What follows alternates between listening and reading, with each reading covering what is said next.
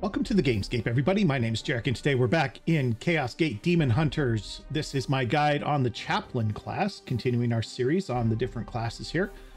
The Chaplain is one of my favorite classes, and I didn't use them a lot in my playthrough, but I love the idea of the Chaplain. I actually did use him some. This is actually Brother Tides, who was in our playthrough. The Chaplain is, much like the Apothecary, a almost purely support piece. He is a little better at it in some senses, though, in that where the Apothecary has biomancies that affect one soldier at a time, the Chaplain uses litanies instead, and they affect the entire squad, including himself, which puts him in a little bit better position than the Chaplain, because everything that he's doing is affecting himself as well as the rest of the team. So his power is spreading out a little bit better, and it improves his abilities as well, giving himself the buffs. Whereas with the Apothecary, there was a skill that you could get that would give you like a 15% chance to get the same boon that you just gave to somebody else through your biomancies. But this is going to be a little bit better, and he's a lot more flexible. And we're going to take a look at his skills, and we're going to look at how to equip him, and we'll talk about his role in combat and stuff like that. So let's get dived into this. Like I said, this is the guy for my playthrough. I picked him up. He already had some skills, but he worked out pretty well the way I wanted him to be. I just never got him past about level 6. So, but we're going to take a look at him. His personal ability was 10% plus 10% crit chance for all melee and ranged attacks against demonic enemies, which was pretty nice.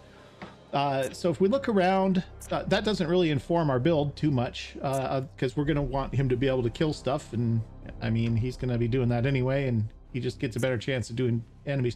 It does guide our equipment a little bit, and I'll get to that in just a second, after we talk about the skills. But taking a look around the main wheel, he's got a bunch of willpower available to him immediately, which is good because he's going to be using some.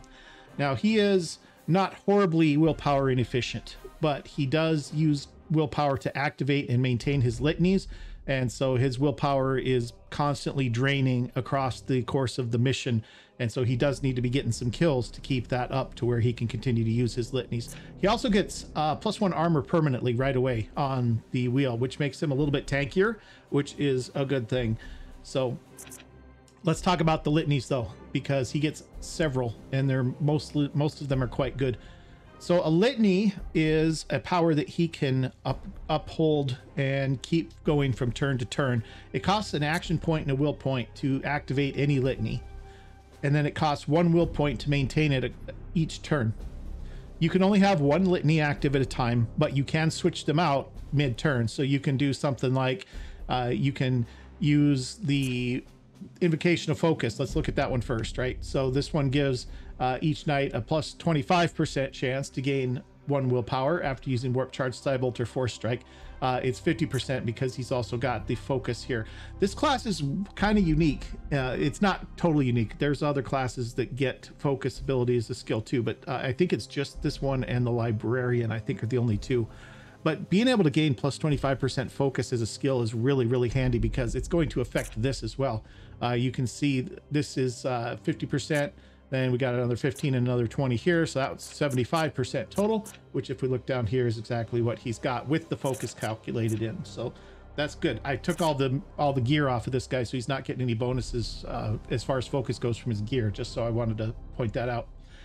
So anyway, like I said, you can switch his litanies. So let's say you want to start off with this to gain the ability to give back your soldiers the extra will point from Warp Charge.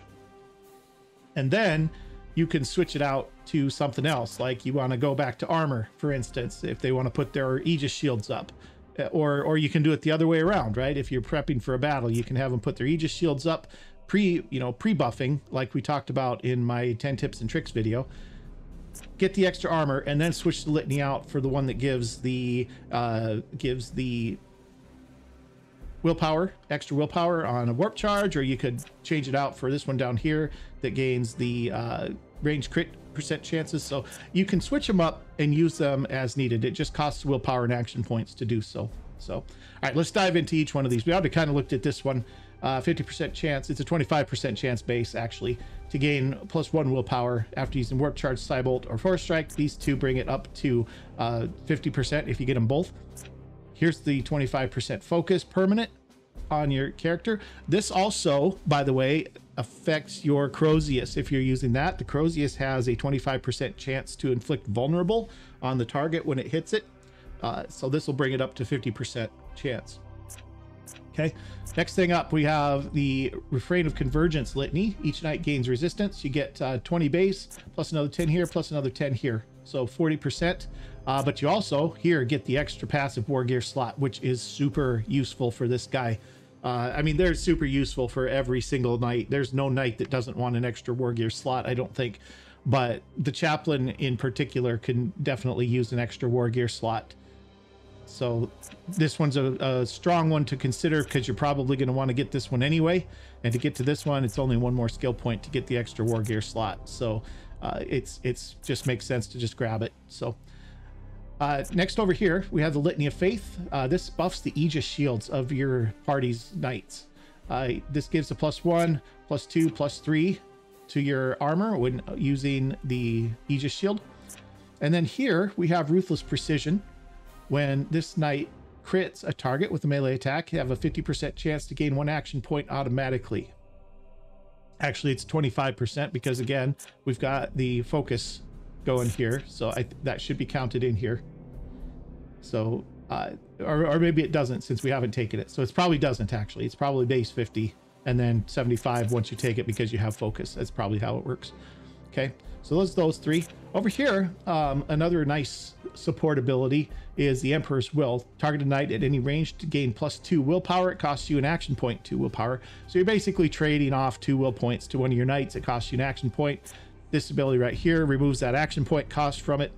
And then this Warp Charge ability lets you transfer all of your will points to another knight. So that could be useful in some situations as well, especially if you need to do something like transfer all your will points to the librarian so he can get you out of there with Infinity Gate, for instance, or something like that. So this is a very good ability. I talked about how the Paladin has this ability as well. The difference is the Chaplain actually has the will points to make use of this, where the Paladin doesn't until very late in his build at best. So this is a pretty good ability for the Chaplain to have in his back pocket.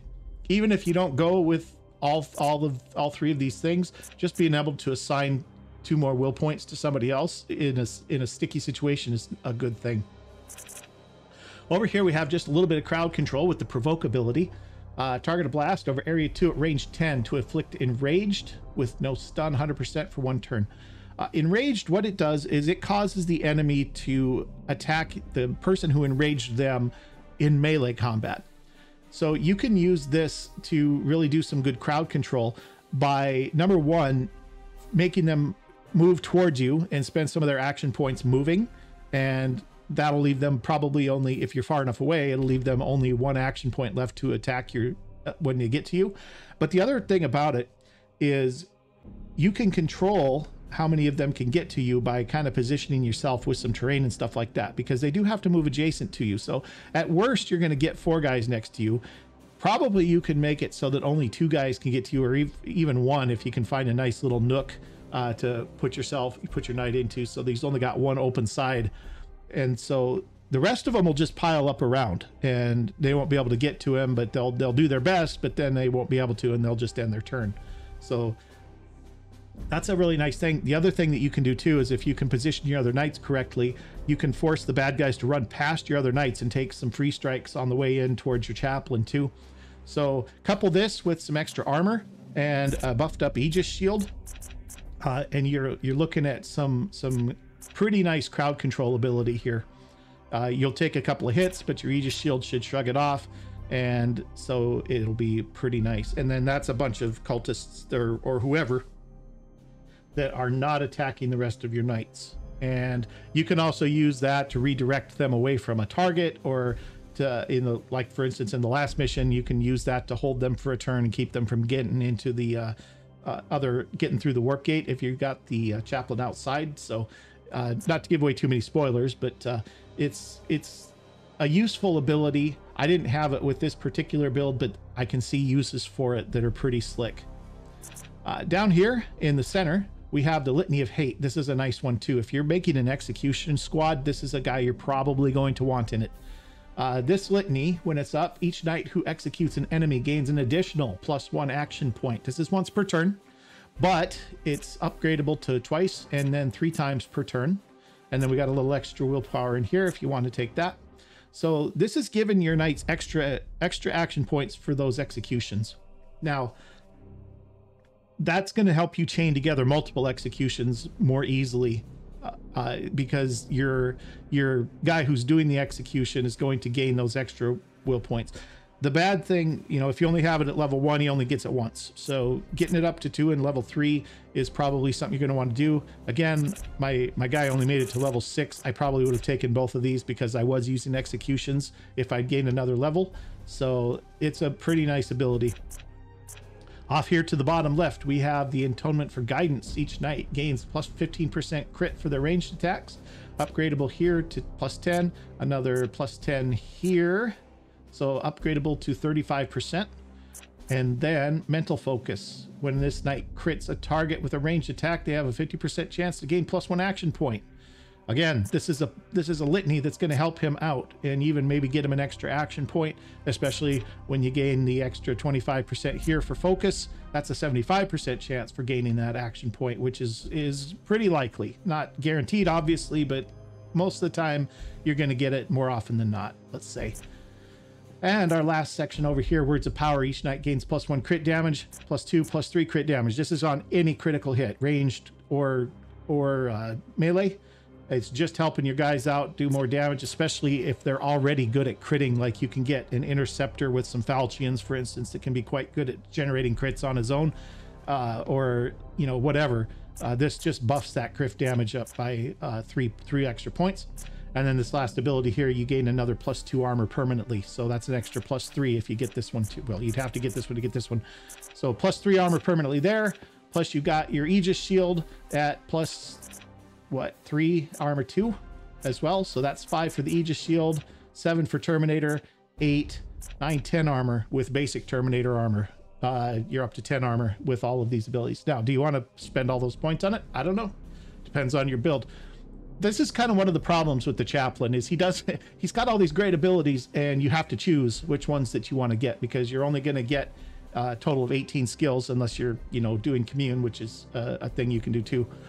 But that requires some upgrades to your ship and stuff and some dead knights as well. So that's, you know, up to you if you want to do that. But just a base build up to level 9, you have some choices to make and it can be kind of tough. You really kind of have to think about how you want your Chaplain to help out your squads.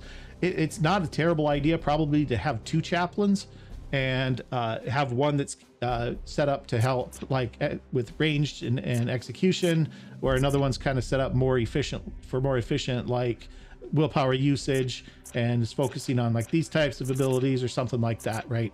It's just too far to get to all these cool things that you might want, so you have to do a little picking and choosing and tailor him to the rest of the knights that he's going to be fighting with. So that's a bit of a challenge with this class, but it's really kind of cool trying to, you know, get it all figured out and get him where he wants to be. Let's talk about his loadout. Ranged weapon, he's going to have a bolter on his arm. In this particular case, since he already had the bonus to demons, I gave him the Demon's Bane Stormbolter, which is just mostly a normal Stormbolter. It's 5 damage instead of 4. But it also has a +2 damage against demonic targets, so it seemed like a good fit for him. It's upgradable to +2 damage on it flicks pinned on Cybolt, and then upgradable to +1 damage and pinned. So it's a pretty nice weapon for him. As far as ranged attacks goes, here's the thing: he's a lot like the Apothecary in that he isn't going to be your best combatant. He's just not. He doesn't have the buffs to his crits and damage that the other classes have. He does have his Litany that gives him plus crit % chance on ranged, and so you can definitely take advantage of that. And if you're going that way, you probably want to give him a pretty nice bolter. And if you're not, give him something decent, something that maybe fits with him. Probably, I don't know, maybe he does want your best bolter, because it's going to be kind of his bread and butter. He's going to be using it quite a bit. He also gets access to the Crozius, so let's take a look at that. That's his melee weapon, and it's only the chaplains that can use the Crozius. Crozius Arcanum is base model is 4 damage and 25% chance to afflict vulnerable on the target. There are some really nice Croziuses out there, though. This base model isn't that great. I found a couple of really nice ones in my campaign. So here's an example. This one is 6 damage, 25% on the vulnerable still, but this one gives Chaplain does not pay the will point cost upkeep to maintain his active litany. So this was nice. He just turned it on and it was on and he didn't have to pay for it. Also gave him +2 will points. This is another pretty nice one for doing executions. 4 strike +2 damage, upgradable to +3. This one though is afflict vulnerable as auto executioner. When this knight executes a target, he gains +1 action point, upgradable to +2 action points. This is action points on top of what he already gets for executing and what he gets on top of his Litany of Hate extra action point as well. So with this going upgraded, which I did upgrade it before I brought it into combat, plus the Litany going, he got 4 action points on his first execution, which gave him enough to keep going for a little bit. The problem I ran into is he didn't really have a great way to follow it up. So it wasn't maybe super good, but it was okay. It was good. But it was not as good of a weapon as this other one, and he used this one most of the time, but for executions this was pretty decent. So there's some decent ones out there is the point, and you're gonna find some pretty cool stuff in your adventures.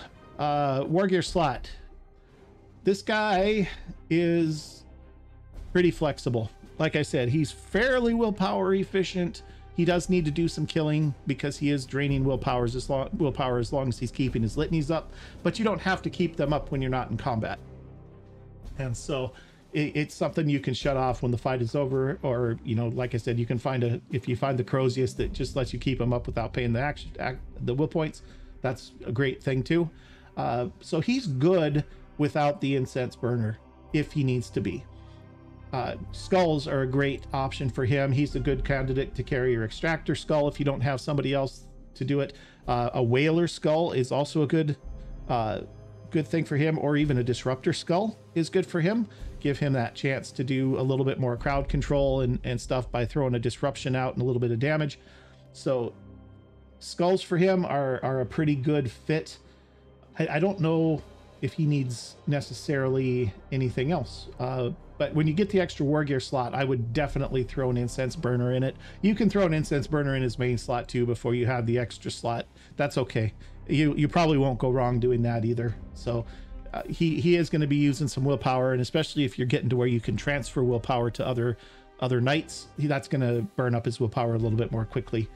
And so definitely something to keep in mind. But I would definitely, with your chaplain, focus on skulls that help out with like crowd control type stuff, or with, you know, the extractor skull if that's all you have to carry it, or even an incense burner is pretty cool for him. He likes all of that stuff. As far as his armor goes, everybody likes focus armor. This guy can maximize it, and I actually had him in this particular suit right here. Yep, this one. So I had him in this suit right here when I was in my campaign. +3 health, +3 armor, 25% extra focus. This put him to 100% on his litanies and stuff like that helped out the will points with the warp charges and the side bolts and stuff like that. 100% chance for those knights to gain that will point back once per turn. So that was a really nice thing. This particular one is also got upgradable to add a little extra willpower, which I don't remember if I got that done or not. I think I was out of blue seeds, but that's okay. At any rate, this guy can maximize focus armor, whereas the rest of the team likes them. He loves it. He also obviously isn't going to hurt for willpower, but he's okay if you don't give him willpower armor. I think he's going to be just fine without it. Definitely your librarian's going to want it before this guy does. And so I think that's fine, unless again you're transferring will points around a lot, in which case maybe you do want to give him plus willpower armor.